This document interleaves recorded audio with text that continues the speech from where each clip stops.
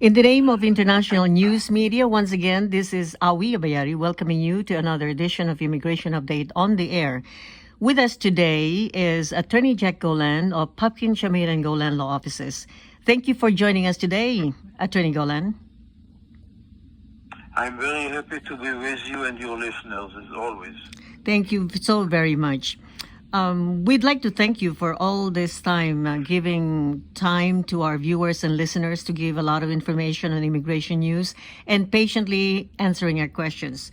But first and foremost, how did you spend your Christmas and your holiday season? Did you get any emergency calls about immigration? Well, the emergencies were that some of my colleagues came down with COVID-19 all of a sudden. Oh. After they were able to keep healthy for the last 3 years, and these were the emergencies. I hope everybody recuperates and is well. Right. Thank you so much for the well wishes. Well, later we'll explain to you an emergency case that had happened Christmas Eve, and we'll explain in detail so we can get more answers also. But how was your year? You think immigration for you was very good? It had a lot of wonderful, successful cases, or was it slow? How would you evaluate it? Immigration this year was probably a year of astonishment. Mm-hmm. It was wondering at what the government is doing and not doing, because it seems that the government is only interested in what's going on at the border with Mexico and has absolutely no interest in legal immigration at all the immigration offices inside the U.S. and at all the American consulates around the world, because nothing is being done to speed up and facilitate legal immigration, and all the attention and interest of the government is only to the illegal immigration that is happening at the border. As a matter of fact, they announced that this year the number of illegal entrants at the Mexican border rose to more than 2 million people. It is very difficult to understand what do they think is going to happen with this kind of illegal immigration flooding the United States. Mm-hmm.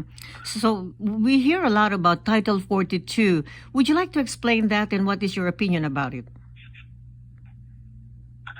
Title 42 was one of the tricks that President Trump adopted in order to block the border with Mexico. Title 42 is part of the public health law, not part of the immigration law, and it permits the government to turn away at the entrance at the border anybody who is suspected of being a danger to public health without any hearings.